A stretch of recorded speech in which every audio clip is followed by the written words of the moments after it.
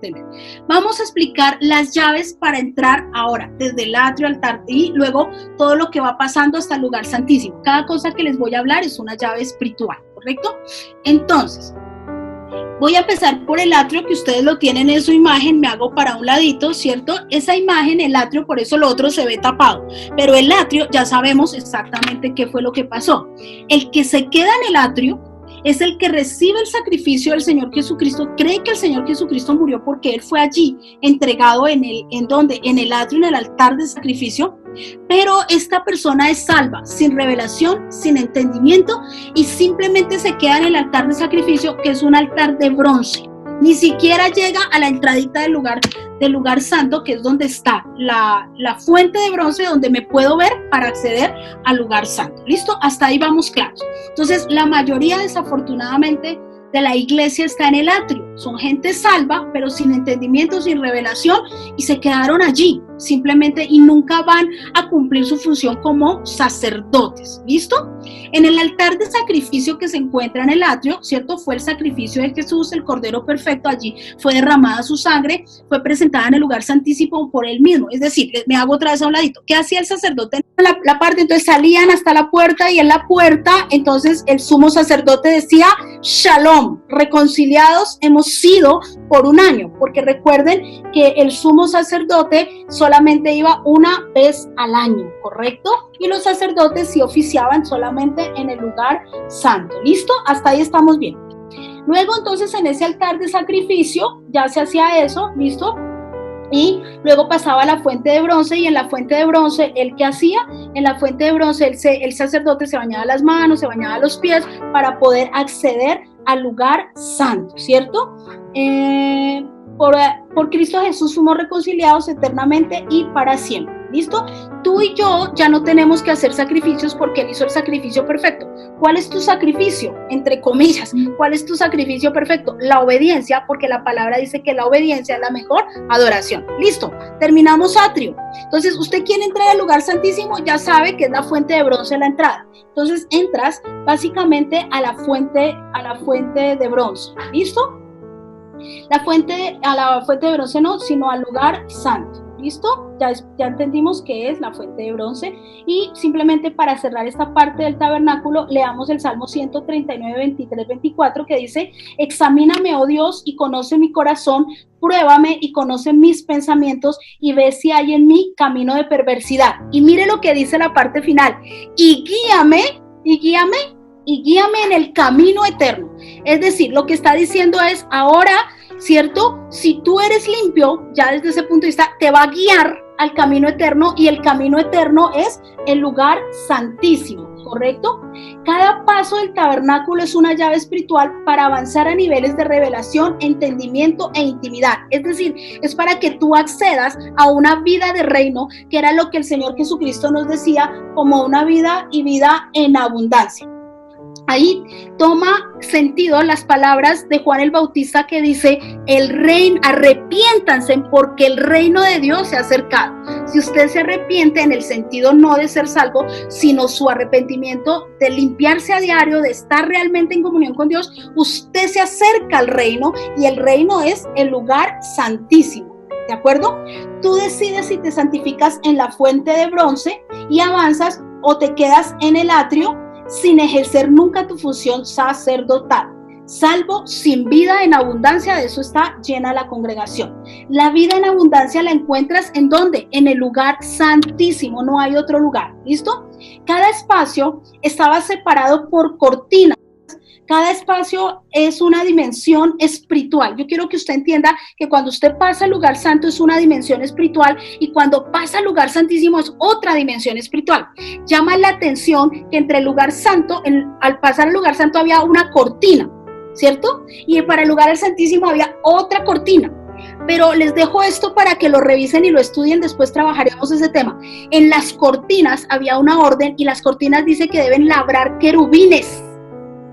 Cuando usted va a la palabra en Isaías, en los profetas y demás, y lo que dice los rabinos, los estudiosos, realmente los rabinos dicen que los querubines son como los que transportan las personas o las vidas a las diferentes dimensiones. espirituales. Luego hablaremos de eso. Es tremendo todo lo que nos habla. Y en esas cortinas había esos diseños de querubines. Entonces recuerde que cada espacio es una dimensión espiritual, ¿listo? Y usted tiene que entender que el único acceso para entrar a todas esas dimensiones espirituales es el Señor Jesucristo. Es la puerta para entrar a todas las dimensiones espirituales. Pero miren, cuando usted acepta al Señor Jesucristo, usted también se vuelve una puerta. ¿Recuerda lo que hablamos una vez? Usted puede ir al Salmo 24:7, búsquelo ahí, busque Salmo 24:7 y se va a dar cuenta que yo no le estoy hablando aquí locuras. Le estoy hablando literalmente lo que es el reino de Dios y sus dimensiones espirituales. ¿Listo? Entonces el Salmo 24:7 dice: alzad, oh puertas, vuestras cabezas, alzaos vosotras puertas eternas, para que entre el Rey de Gloria. ¿Sí ven? O sea, que usted usted puede entrar como una puerta eterna y llegar al Rey de Gloria, pero usted también es un portal para que otros conozcan a ese Rey de Gloria. Todo tiene que ver con dimensiones espirituales, ¿cierto? Jesús te muestra el camino, es una cosa tremenda. Es decir, desde el atrio te muestra el camino, pero luego, ¿él qué hace? Te da las instrucciones y te da el acceso a la verdad, ¿cierto? La verdad es el lugar santo, la verdad de la revelación y el entendimiento. Luego de que te saca de ahí, te manda a otra dimensión espiritual y te lleva a la vida, que es el lugar santísimo. El lugar santísimo es la eternidad, el tiempo kairos, la gloria de Dios. Te son revelados los secretos muy guardados, cosas que ojo no vio y que no ha bajado a corazón de hombre. Es decir, tú en el lugar santísimo pasas de logos al rema, a la revelación total. ¿Listo? Ahora, ¿qué debes hacer tú y qué significa lugar santo? Entonces, ¿cuáles son las llaves espirituales del lugar santo? ¿Listo? Ya estás en el lugar santo. Ahora tú quieres acceder al lugar santísimo, necesitas varias llaves que te las muestra, definitivamente te las muestra los elementos que hay en el lugar santo. En el lugar santo, ¿usted qué va a ver? Usted ve la mesa de los panes de propiciación, el candelabro con los 7 espíritus de Dios, ¿correcto? Y usted ve allá al sacerdote todo lindo. Ese no es el sumo sacerdote, ese es el sacerdote. El sumo sacerdote era el que entraba al lugar santísimo una vez al año, y lo ve frente al altar del incienso. ¿Listo? Les pido que tengan esa imagen en su cabecita. Entonces, el candelabro o la menorá, ¿cierto? Con los 7 espíritus de Dios. Está el pan de la mesa de los panes de propiciación, ¿listo? Con 12 panes. Está el sacerdote que está frente al altar del incienso, ¿cierto? Ese incienso era especial, aromático, para que supiera como un olor fragante delante del lugar santísimo. Atravesaba esa cortina el olor para llegar en adoración al lugar santísimo. Ya lo tienen en su cabeza, amados, me alegro. Entonces, el candelabro tiene muchas connotaciones, pero hoy las vamos a manejar desde lo que tiene que ver como la llave espiritual. El candelabro es Cristo, la luz del mundo, ¿correcto? También lo simboliza como Cristo. En el Antiguo Testamento es los 7 espíritus de Dios, el mismo Espíritu de Dios que todo lo ilumina, ¿cierto? Es el Espíritu Santo y su revelación. Y algo importante, que aquí es donde usted va a tener la llave para pasar al lugar santísimo, que es la que le interesa a usted. Resulta que si ese candelabro representa la iglesia y ese candelabro alumbra, y Jesús es la luz del mundo y usted a la vez es luz por lo que Él habita en usted, y usted es antorcha encendida, usted está llamado a iluminar a los que no conocen. Si usted no está sirviendo, si usted no está llevando su sacerdocio, si usted no está compartiendo con otros, si usted no está iluminando al mundo, ya no tiene la llave para pasar al lugar santísimo. O es decir, no se le va a dar más revelación. Es decir, el primer paso que usted tiene que hacer es iluminar a otros, iluminar dentro de la misma iglesia, pero también ser luz para los que aún no tienen esa luz. Si usted está sirviendo, eso le ayuda a dar paso, ¿correcto? Esa es una cosa. Si no está alumbrando como miembro de la iglesia, trabajando para el reino, sigues en el atrio, no estás ejerciendo tu sacerdocio. Así que, mi amado, con mucho amor, si usted lleva años en la iglesia y no está sirviendo en la iglesia, usted sigue en el atrio. Ni siquiera ha entrado al lugar santo, es salvo, pero ni siquiera está en el lugar santo, así que no puede pedir más revelación. Santiago 4:17, porque dice: al que saber haciendo lo bueno y no lo hace, le es pecado. Sencillo. Ciudadano del cielo, Si usted es un ciudadano del cielo, mire lo que dice, esto es una traducción de la Biblia aramea, no puedo darle todas las citas porque me quedaría aquí, pero el que quiera investigar, investíguelo, profeta Jimena, usted que es una estudiosa de la palabra. Entonces, usted va a la versión aramea y resulta que en la versión aramea no dice que usted es ciudadano del cielo. ¿Sabe qué dice la versión aramea? Usted es un trabajador del cielo. Tremendo. O sea que usted tiene que trabajar para el reino, amado. Porque usted, ¿qué creyó? Que usted se muere y es salvo y entonces allá se va a abanicar para adorar a Dios 500 años, 1000 años, 2000 años. No, usted es ciudadano del cielo. Es decir, usted es un trabajador del cielo. Todo buen ciudadano trabaja, porque el trabajo dignifica al hombre. No por ahí como dice el mundo, que el trabajo Dios lo hizo, El trabajo Dios lo hizo como castigo. No, eso es por allá del mundo, ¿cierto? Eso, por ahí se ríen unas hermanas, ¿no? Entonces, no. Ser ciudadano te implica una responsabilidad, trabajar como ciudadano. Entonces la versión aramea te dice que tú eres un trabajador del cielo. Es decir, que el lugar santo es un lugar donde te va a ser demandado un trabajo para el reino, ¿correcto? Ser iluminado por el Espíritu. Y el mismo en Juan 5:17 el Señor Jesucristo lo dijo, si usted no me cree. Dice, y Jesús le respondió, mi Padre hasta ahora trabajo y yo trabajo. O sea que como usted, si Dios trabaja y Jesús trabaja, ¿usted qué está haciendo, hermano? ¿Sí o no? Porque Jesús está trabajando, claro, ahora es sumo sacerdote, Él intercede por los santos de día y de noche, Él no descansa.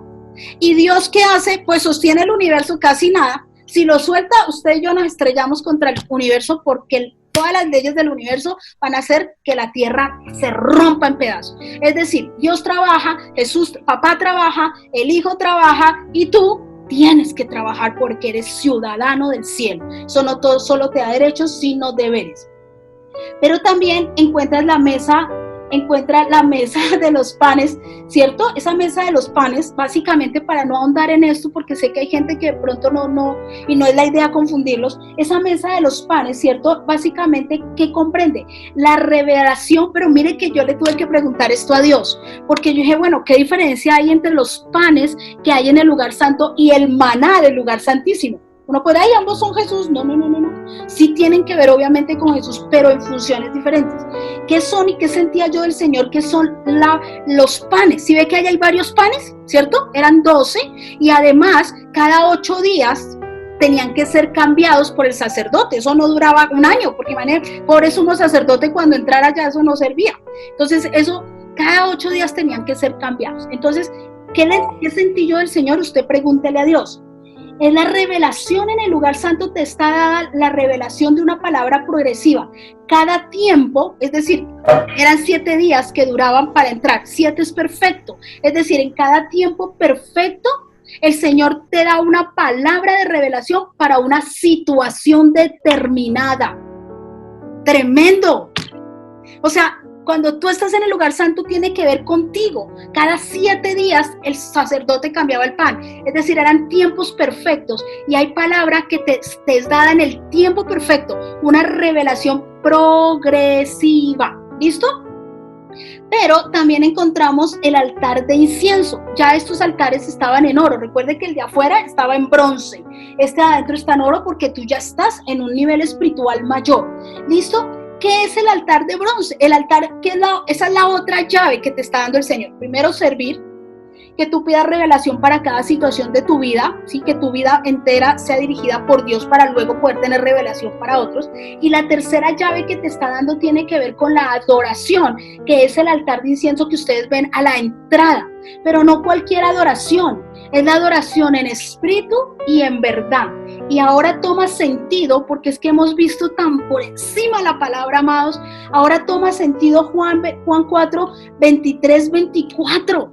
Ahora ya no decía, ay, sí, que el Señor busca a los adoradores y cantemos bonito y y palmas. No, ahora toma sentido lo que el Señor Jesucristo dice y lo llevamos a un nivel de revelación donde dice, el Señor Jesucristo dijo, mas la hora viene y ahora es cuando los verdaderos adoradores adorarán al Padre en espíritu y en verdad.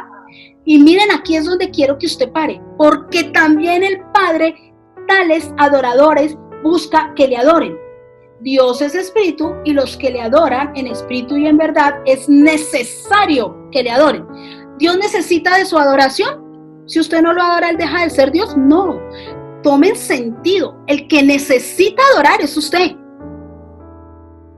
Y los que le adoran en espíritu y en verdad es necesario que le adoren para que usted, estando a la puerta, porque el altar, es que me emociona, el altar de incienso está ahí pegadito a las cortinas, al velo para entrar al lugar santísimo. Es decir, el que necesita adorar en espíritu y en verdad para que usted pueda acceder al lugar santísimo es usted, no es Dios.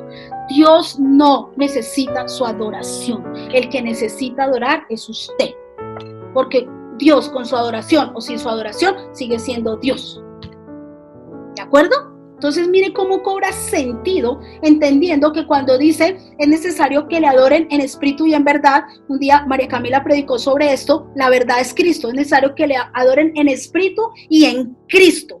Cristo mismo y la revelación que te ha dado dada en el lugar santo la requieres para que esa adoración fluya como incienso, atraviese ese velo y llegue al lugar santísimo. Si esa adoración es agradable, en ese momento te estoy dando llaves espirituales, ¿correcto? Después no van a decir que quién sabe yo qué dije, qué brutalidad. Entonces tú entras ya a un nivel de revelación mayor, un nivel donde ya la revelación es diferente, ¿listo? Esa es la llave.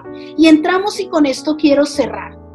Y ya entramos al lugar santísimo. Tú has usado todas las llaves, vas entrando. Ya entraste. Ahora, ¿qué vas a obtener allí? Allí en este lugar, ¿cierto? Tú vas a tener definitivamente la revelación total y absoluta. ¿Por qué? Porque allí está el arca del pacto. Les voy a mostrar lo que hay en el lugar, ahí. En el lugar santísimo está el arca del pacto. Dentro del arca del pacto usted encuentra tres cosas. Encuentra la vara de Aarón que reverdeció, el maná, que lo encuentran ahí en ese recipiente, ¿correcto? Y las tablas de la ley. Ahí encuentra usted eso. Y sobre esa arca del pacto sobre esa arca encuentra usted la tapa. Esa tapa se llama el propiciatorio. Y sobre el propiciatorio encuentra los dos querubines. Y en medio de los dos querubines era donde la sangre del sacrificio se rociaba. Y en el momento en que se rociaba ahí en la mitad, inmediatamente, si esa sangre era acepta, literalmente la gloria, la chequina de Dios bajaba. Y ahí les tengo un datico que aprendí de los judíos. No solo bajaba, literalmente absorbía la sangre que estaba ahí. La absorbía, desaparecía la sangre.